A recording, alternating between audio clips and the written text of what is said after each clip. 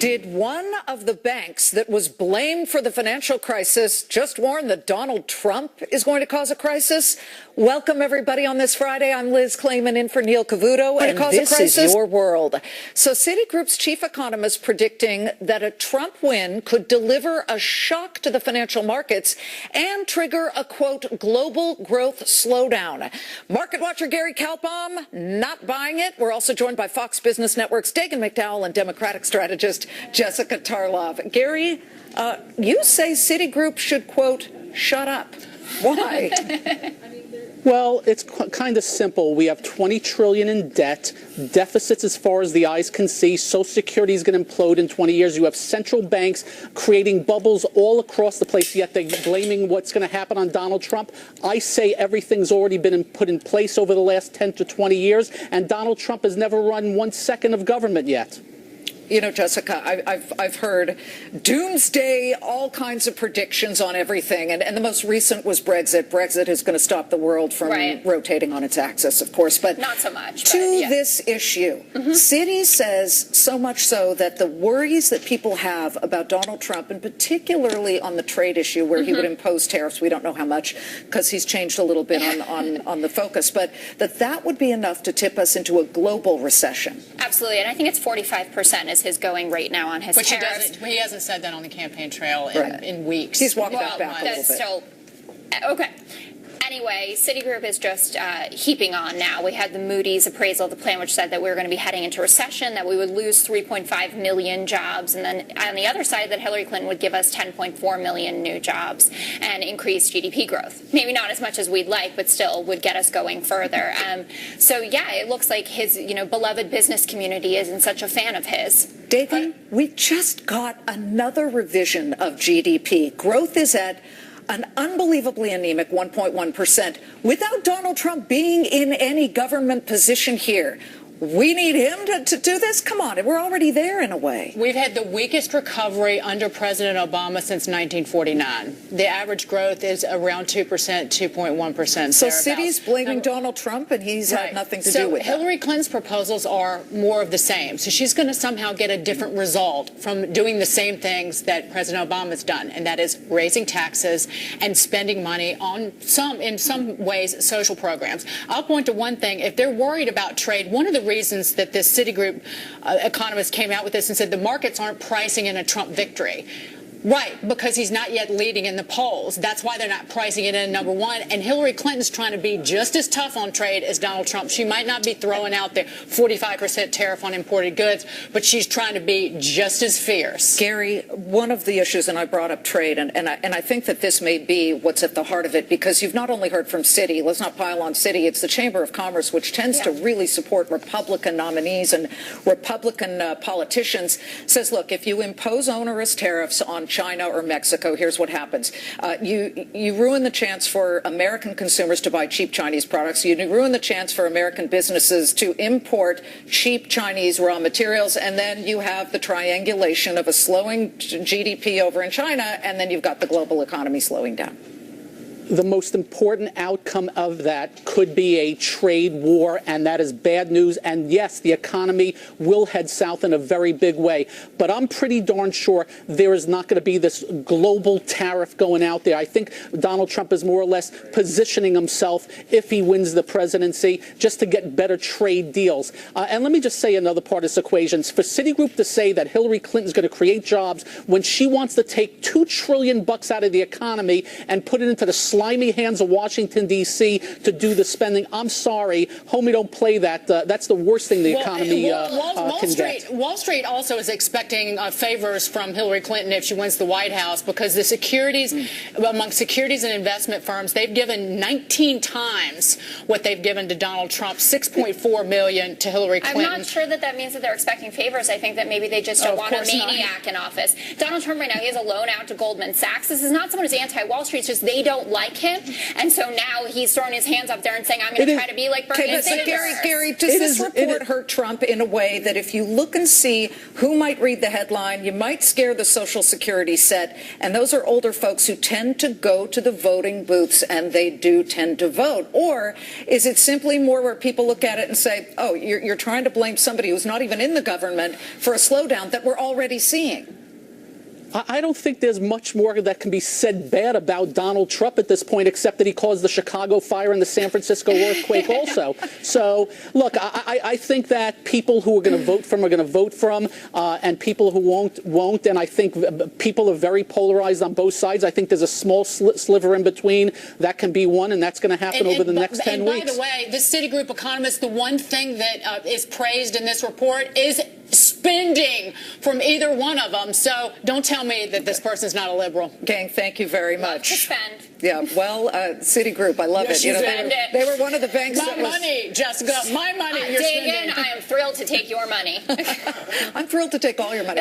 Thanks, guys, very much for weighing in on that. The Clinton campaign bracing for the release of yet another batch of potentially damaging emails. A federal judge now says the batch of emails needs to be released by September 13th. Chief Intelligence Correspondent Catherine Herridge is joining me now with the latest. Catherine. Well, thank you, Liz. The FBI recovered nearly 15,000 records as part of their investigation into Clinton's handling of classified information, as well as her use of a personal server exclusively for government business. Those records were given to the State Department earlier this month, and according to this ruling from a federal judge in Florida, the department must release records that are relevant to the 2012 Benghazi terrorist attack by September 13th. Out of the total universe of documents that the FBI recovered and turned over to the State Department has told Judicial Watch, told us that they have had positive hits for the search term Benghazi. So we know that these records that Mrs. Clinton either hid or destroyed and that have now been recovered are directly related to Benghazi. Based on the FBI investigative files that were sent to Congress earlier this month, the Clinton team used a technology called BleachBit to destroy what they decided were her personal records. Cybersecurity experts say this technology is like an electronic shredder that scrambles the data. We're looking at internally, and all I can do is refer you to what I just said, which is that, Secretary Clinton, as she verified herself to the court, said that she gave over to the State Department all of her work-related emails that were on her server. So the State Department, they're saying that it's going to be pretty tough to meet these mid-September deadlines, not just for this lawsuit, but for a number of lawsuits that are kind of reaching maturity that have been in the system for some time. We asked the Clinton campaign why her team used this technology called BleachBit and why it does appear, based on the timeline, they destroyed records after they had these requests from Congress and groups like Judicial Watch. And when we get a response, we'll, of course, bring that to you, Liz. Please. And I see BleachBit is selling out on Amazon. No, I'm kidding. That's unbelievable. Who even heard of this thing beforehand? But now we know it's out there to potentially hide things. So thank you, Catherine. What's in these emails? Well, as you heard, some of the emails could very well include possible new information about the Benghazi attack, or not. To the Washington Examiner's Byron York. Byron, should the Clinton camp be worried right now? They've gone through several tranches of these emails being spewed out into the world, and now what? Well, I do think they've got to be nervous because it's not just the Benghazi-related emails. We don't know how many of those will be, but there's this much bigger group of 14,900 emails that Hillary Clinton did not originally turn over to the State Department. Remember, she said she turned over everything that was work-related. She turned all that over to the State Department. So we don't know what it is, and the State Department will be under a court order to get some of that stuff out into the public, certainly starting around the end of September. So I think that given the new interest in the Clinton Foundation and choices and accusations of pay for play and access and all of that, there's going to be an intense interest in what's in these emails. You know, they say that sunlight is the best disinfectant. So what happens when the sunlight comes through? It shines either a very harsh and ugly spotlight, or it simply illuminates a room that already had some light switches on. And I'm just wondering, because we've already seen so many of these emails, and the national polls simply do not reflect that it has negatively affected her, although I guess we don't really know how much higher she might have been if people trusted her a little bit more. Well, I think that most people would say it has negatively affected the public's view of her honesty and trustworthiness, which is really low, really low. But you're right. There are political experts who believe the sort of public's attitude toward the email affair is kind of baked in the cake at this point. And so absent some sort of really big bombshell in the emails, it may not have a big effect at the polls. But remember, this is something where she said back in her very first news conference about the emails, March 10, 2015, she says, well, there were about 60,000 of them. 30,000 were work-related, about 30,000 were personal. She destroyed the bleach bit thing. She destroyed those ones that she said were personal, gave the rest to the State Department. Now we have 15,000 more. Not sure what's there. I can hear the cynicism. I can see viewers shaking their heads saying, you know what, this is politics as usual. All you have to do is go back to June when the Supreme Court overturned that case of corruption against the Virginia governor who was accused of accepting something like $175,000 in gifts and all kinds of favors by a local businessman in Roanoke, or, Richmond rather. And Justice Roberts said the meetings like that were able to be effectuated between that businessman and people who might have helped him were not exactly acts that could be seen as corruption. And people do throw up their hands and say, maybe this is just the way politics works.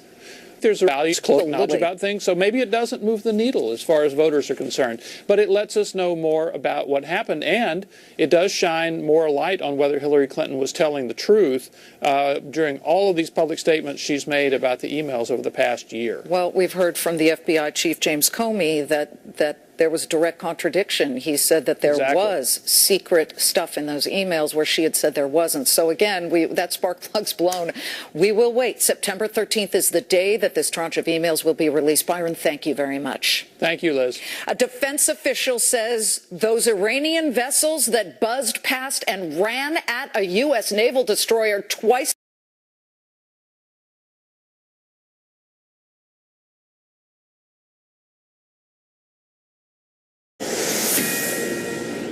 appears to be unsafe, unprofessional. It says standing by to track and report.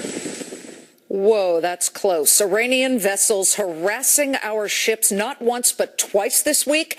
And now a defense official says the number of confrontations like that on your screen are up 50% this year alone. The White House saying today, though, it's, quote, unclear what the Iranian vessels' intentions were. The actions that were taken by the Iranian vessels were unsafe and unprofessional. It's unclear exactly what their intentions were or what their aims might have been. Dr. Waleed Faris says it's quite clear to him what Iran's intentions are. Dr. Faris is a foreign policy advisor to Donald Trump. Waleed, from your expert eye on Mideast diplomacy, what were Iran's intentions? Liz, certainly there were very clear intentions. Look, what we have are footages. This footage basically played on Iranian TV. What was said in the Iranian regime media is that we are pushing against the presence of the Americans in the Persian Gulf. I mean, they have an agenda that is to show their public that they're not deterred by the presence of these units, both in the Gulf and around.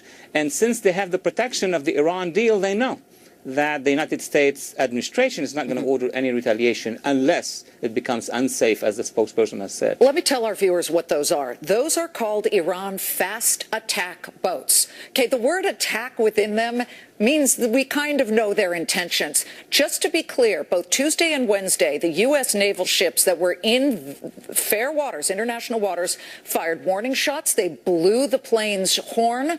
They tried to reach, in one case, the Iranian boats 12 times by radio. So, call me crazy, but it sure looks like they're trying to poke a stick or somehow engage the United States to make the U.S. look trigger happy, where they got so close that why wouldn't the U.S. try and push back on this? They're playing, chicken or brinkmanship. Basically, it's not the first time. It happened already over 2 years now. They're sending those fast boats around our ships in great numbers in some cases. as you said, either we're going to fire back in rules of engagement, and that is exactly what they want because they know we're not going to go beyond that. What they are trying to do is to portray that they are stronger than us, that we are have been deterred in our presence because of their deployments. Boy, it sure puts the U.S. in a very tentative position if they're trying to goad us, particularly at the Strait of Hormuz, which is an important choke point in the Persian Gulf, where this is where you need to see international commerce, whether it's oil rigs, it's oil tankers that have to get through. The U.S. is allowed to be there, just to be clear, to protect this. But, you know, look, this goes back to what happened in January, where 2 U.S. ships were taken for a short moment by the Iranians, and there were 10 soldiers who were 10 Navy people who were held. It was just an awful situation. Some of them lost their jobs because they had wandered into Iranian water territory. This is not that. So what does the U.S. need to do to show strength? If you combine what happened, for example, today and this week, these approaches to our ships, with the fact that they have actually hijacked and arrested our sailors, and before that, years ago, British sailors, if you combine the whole thing, you would see that the Iranian regime basically is very aggressive and is sending a message, not just to us, but to the other side of the Gulf, to the Arab Kuwait Emirates, as well. to Kuwait, to everybody, telling them, look what we can do. We're not afraid of your protectors. And that's very significant. 1 year after the Iran nuclear deal, it was all supposed to be kumbaya, wasn't it? Not. Waleed, thank you very much. Thank you. Waleed Faris. Okay, did this Hollywood actress just pack a bigger punch in the fight against those EpiPen price hikes than any lawmaker could ever hope to do? You got to hear this one. We've got the details. And one of Louisiana's biggest newspapers has a message for Hillary Clinton. If you want to be president, get off the campaign trail and get down here. A fair and balanced debate on that next. Louisiana's still suffering and dealing with the fallout from that massive flooding, and Hillary Clinton is still a no-show. Now The Advocate, this is the same Louisiana newspaper that was critical of President Obama's timing on his visit, publishing an editorial saying, quote, if she wants to be president, Hillary Clinton should act like one. Come to Louisiana. Emily Jasinski says the paper's right. Danielle McLaughlin disagrees. Let me get to you first, Emily. She says she's been waiting for the all clear from officials in Louisiana. She doesn't want to be a distraction. You say what? Right. So the word Hillary Clinton is using, of course, is saying she doesn't want to be a distraction. I think that's a baffling move on her part. Is she's saying she knows better than the locals that are coming and asking her to join them.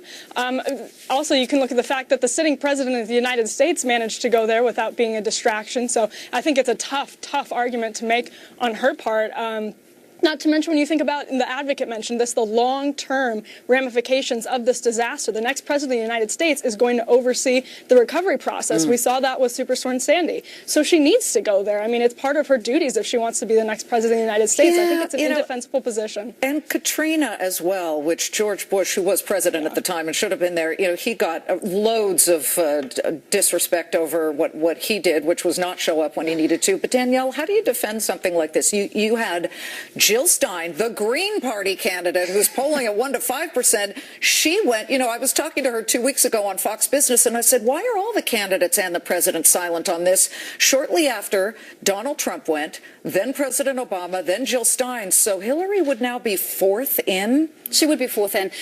She's going to go. She said she's going to be there, and she will be there. I think her claim about resources, state patrol, all the people who are actually helping the people who are really in need, okay, I think that's legitimate. That didn't stop President Obama, Jill Stein, or Donald Trump. Well, it did stop Obama going for a number, 1 to 2 weeks after this devastation happened. I think that it's good for her to go. I think it draws attention. Excuse me, let me finish. It draws attention to this terrible plight. I think timing is everything. I think she'll do it. I think people are being a little bit unfair. Emily, she's been busy. She's been fundraising with Jessica Alba, Justin Timberlake. To be fair, Donald Trump's been fundraising too, but she was also on Jimmy Kimmel. And this is a time where you want to show that every state matters.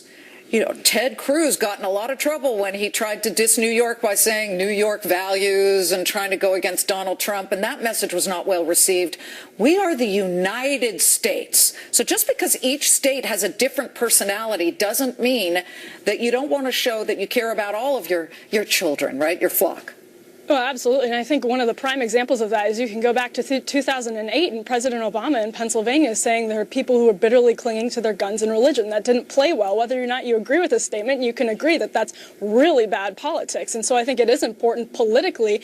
Of course, more importantly than that, she needs to get there to oversee the damage from a practical standpoint. But politically, it's a baffling move as well. I mean, on top of that, you can add in the fact that 60% of American voters say they don't trust her. What a great opportunity for her to show empathy and to build trust with the American voters. I don't understand this decision on her part. Danielle, Donald Trump also has a tough likability and tough trustworthy issues too. But for Hillary Clinton, right now, people are looking at her saying the only reason she's not going to Louisiana is because it's a red state and she can't get any votes out of there. Well, that's not good. Well, I don't think that's true. Number one, she's doing really surprisingly well in Georgia, North Carolina, maybe South Carolina. She has an enormous amount of support in the South, especially within the African-American population. There's no reason for her not to be there. I don't think that this is about anything other than resources, and I'm sure she'll go.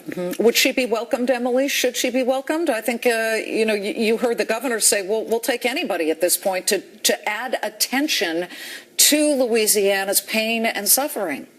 Yeah, absolutely. So the people in Louisiana are saying any attention they can get will drive private donations to the Red Cross and to other outlets. They're actually short on money and short on volunteers. So if Secretary Clinton can go there and bring some attention to the situation, I can't imagine it would be anything less than helpful to these people who are asking for it themselves. I just wonder if there isn't an expiration date at some point. The waters recede, the sun comes out. People are already starting, Danielle, to put their houses back together and their lives back together. She's got to get there soon. She does. I don't disagree. Okay. Great to have both of you. Thank you both very much. And this may make matters worse. Just what we all didn't need. Florida is bracing for heavy rains and potentially worse conditions as this storm on your screen over the Bahamas makes its way west. How bad will this get? And lawmakers calling for drug company Mylan to clean up its business after massive price spikes on its life-saving EpiPen.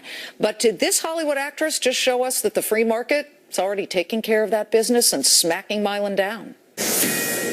Exit stage left for actress Sarah Jessica Parker from her role as spokeswoman for embattled drug maker Mylan.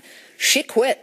She had been an advocate for Mylan's life-saving EpiPen allergy shot amid a firestorm over those massive price spikes. But a day before Parker bolted, allergy mom blogger and paid EpiPen spokeswoman Kelly Rudnicki, she quit first. She cut her ties with Mylan and in an interview with me on Fox Business went a step further. Listen.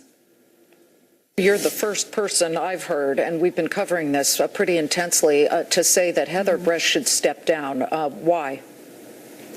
Because she is a leader of a multi-billion-dollar company, and she has not been truthful. She has not been honest. She did not step up to the plate when she should have. She did not answer the tough questions when she had millions of consumers asking, why can't I afford a life-saving device? 15 million people suffer from life-threatening allergies. Heather Bresch is the CEO of Mylan. We're bringing in Scott Martin, who says this proves D.C. regulation isn't needed. The free market's already taking care of Mylan. But Jamu Green disagrees. Why, Jamu? You think that you now have Sarah Jessica Parker quitting. We're talking about it. Everybody's talking about it. Isn't that enough? Will that push Mylan to move? Look, this is one example, just another example of a company taking advantage of its consumers. But Liz, can you imagine how many more things are there out there like this that don't get the attention? We know in the media not everything gets the same type of attention as Mylan is getting right now. It's disgusting, and it's not just because I depend on my EpiPen because of my shellfish allergy and my allergy to bees. This is life-saving for people who can't afford it, and I just am concerned from the standpoint that we cannot just rely on the things that bubble up through the media. Scott Martin, here's a move that shows the free market's working. Mylan stock's gotten hammered, down 12% this week alone. When the CEO came out yesterday and said, oh, we're going to offer a coupon, I don't think the market liked that, because today the stock was flat. Yesterday it didn't do much, and it's just gotten hammered here. So is that what you mean when you say let the free market work? We don't need Washington to deal with this.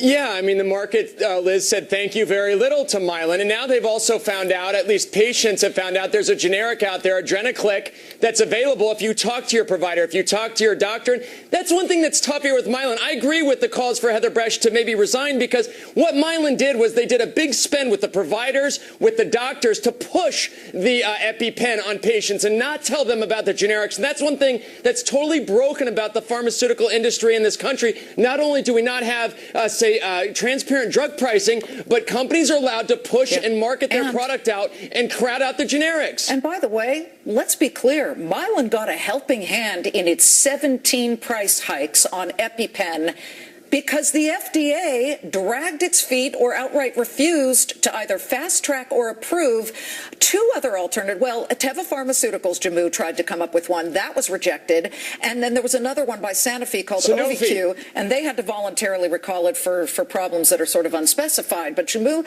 you need one of these things.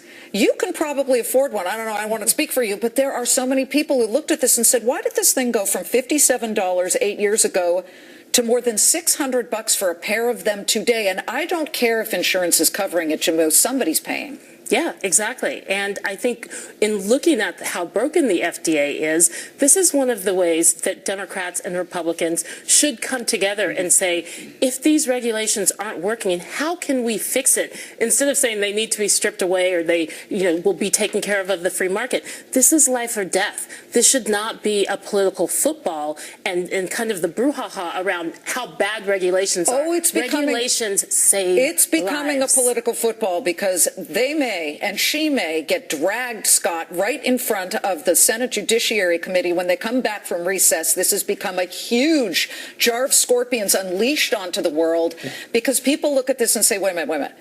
Kids may die if they can't afford this thing. By the way, it also expires after a year, so they have to buy new ones. It's a whole big issue. But the government intervention, I just have never believed in that, except that maybe when you really put somebody in the hot seat and they have to take that oath, sitting there on Capitol Hill, never feels very good. We should also let people know that Heather Bresch, that CEO, is the daughter of Senator Joe Manchin, the Democrat from West Virginia. I can't tell you how many emails and tweets I'm getting on that. I'm not saying there's any direct connection with how she was able to get a law through that forces every business and every school to make sure they have an EpiPen on hand, but it coincided, Scott, with so many price hikes.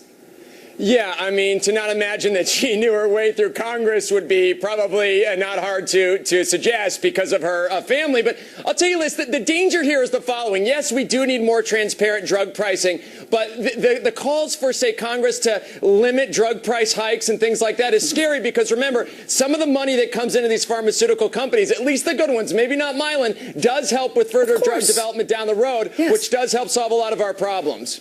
Help us down the road with the Fed, and down the road is soon in September. Janet Yellen came out today and said, get ready. May or may not happen in September, but the market thought it did. Dow closed down about 53 points, but we saw some wild swings of more than 200 points today. Yeah, I think, Liz, this market is still high on the free, easy, green money of the Fed and the low interest rate environment. I think the Fed's going to raise rates this year. I think it's going to be in December post-election. I don't think that's good for equity markets. Incoming, we shall see. Well, you see how the Dow did this week. Everybody in the red. It's been a wild week, but so far this year, all three major indices are higher. Listen, I want to thank Scott Martin and Jammu. It's a pleasure to have you. Thank you very much. Florida bracing for, look, it looks like a nasty storm on the radar, and now fears that could make the Zika situation worse. We'll explain. And after the University of Chicago takes on political correctness, should more colleges step up and do the same? Southern Florida bracing for what's on your screen. That's heavy rains and a storm now building over the Bahamas. There are concerns that storm could become a tropical storm by this Sunday, and now worries that the storm could make it more difficult to control the Zika virus, which is carried by mosquitoes. And we know mosquitoes love pools of water. Weather meteorologist Joe Bastardi is tracking the storm. He joins us by phone. Joe, how bad does this look? Well, I don't think as far as the wind goes, I don't think it's that big a deal. It's a little ominous. It's in the same spot Katrina was in back in 2005, and Katrina actually looked worse than this looks now. This is what we call sheared off most of its thunderstorms to the east, but we do not believe this is another Katrina. We thought earlier in the week that this thing could get into the Gulf and be a real big problem. But right now, it looks like there's so much going on, Liz. There's a system to the west of it, in the northern Gulf, another one off to the northeast near Bermuda. So there's a lot of competition in the western Atlantic between these smaller systems, and usually you can't get one to really pump up. So the bottom line is this.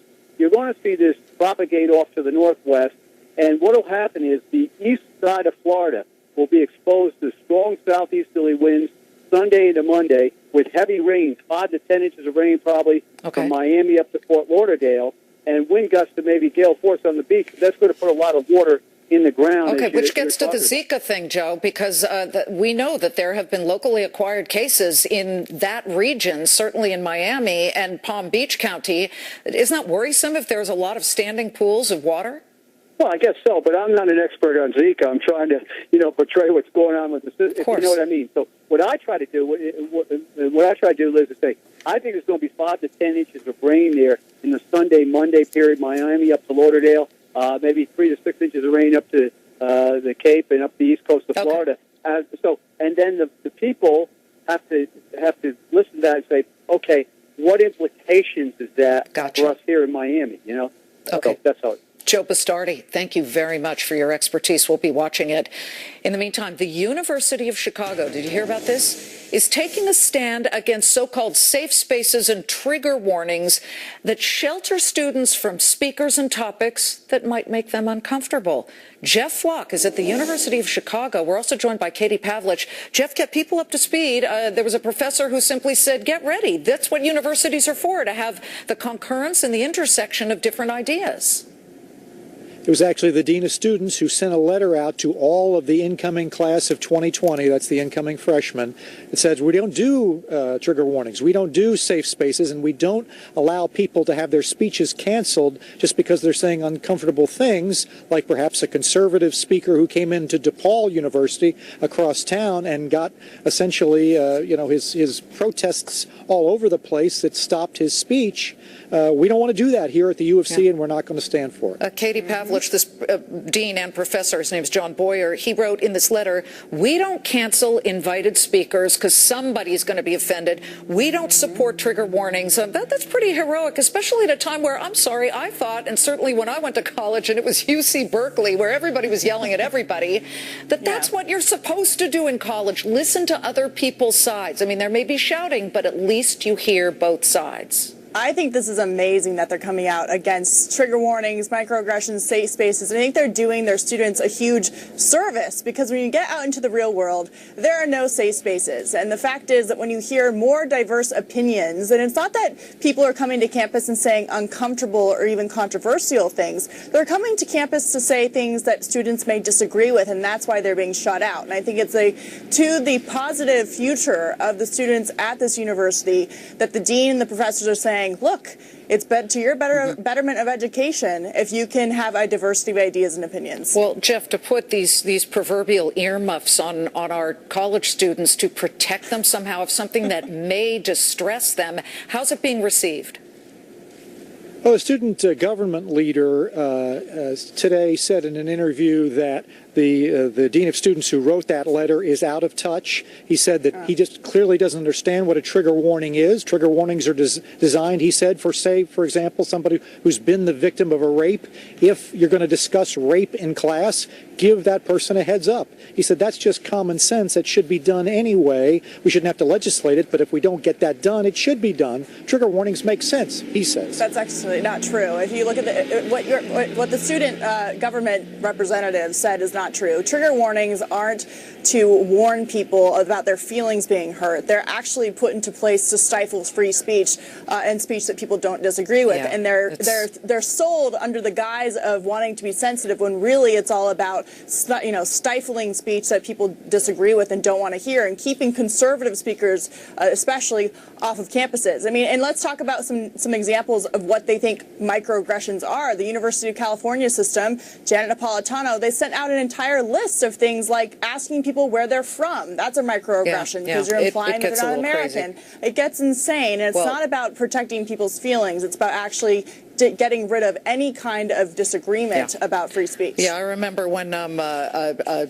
Holocaust denier tried to come to my town, which was predominantly Jewish, and everybody was upset, don't let him come. My dad said, let him come. The worst that can happen is nobody shows up to listen to him, or they laugh at him. So come on, we got to have free speech. That's what this country's about. I want to thank both of you. Katie, Jeff, appreciate it. Thanks, Liz. Coming up, chaos on the campaign trail as Donald Trump and Hillary Clinton exchange claims of racism. Will that impact voters? What do you think? We're going to debate it. You decide. Next. The campaign heating up this week as both candidates engaged in mudslinging.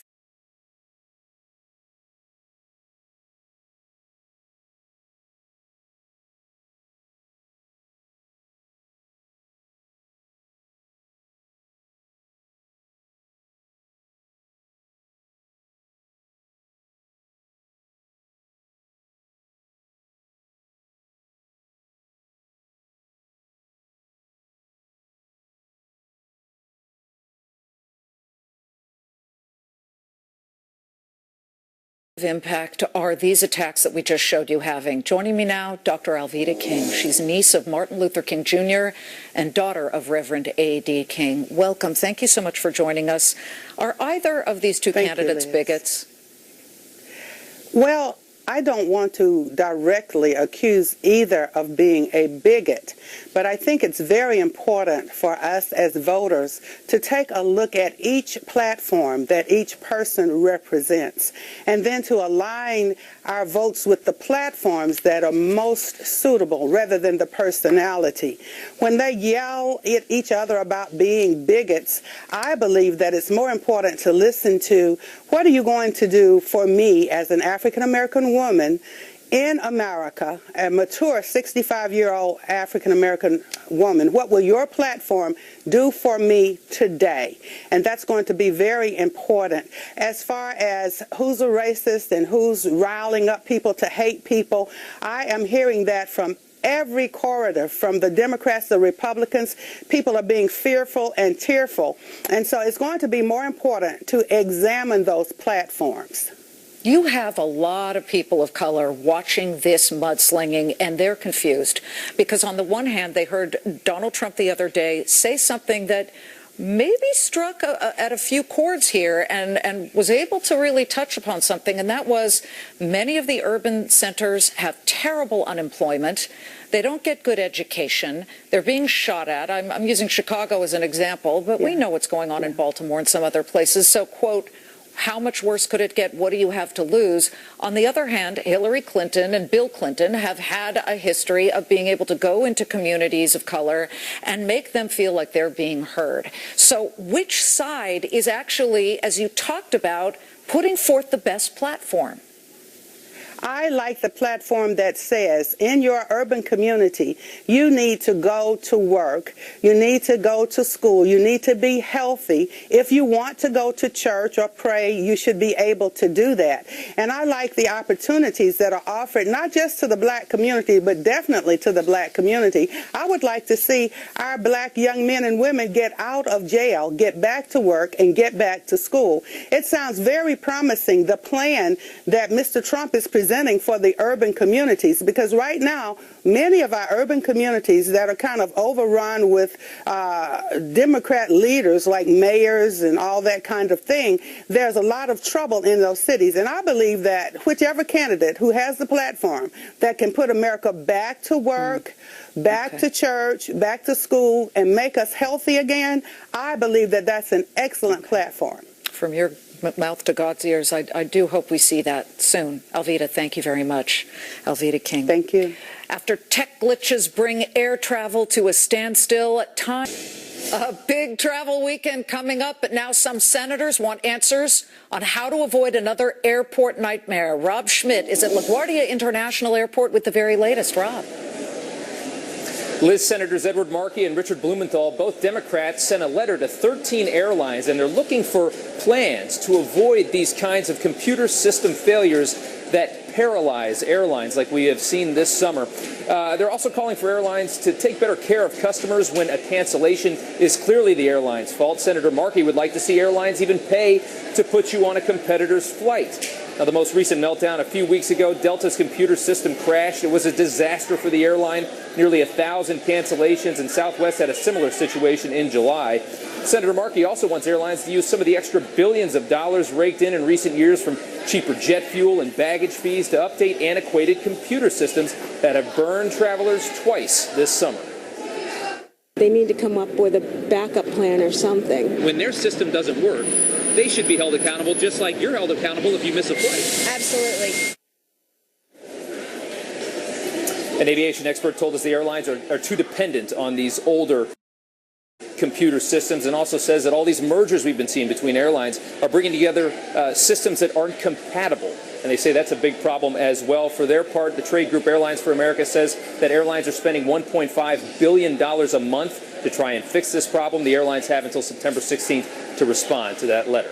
Liz. Thank you, Rob. Thanks very much. I'm going to see you Monday. Countdown to the closing bell.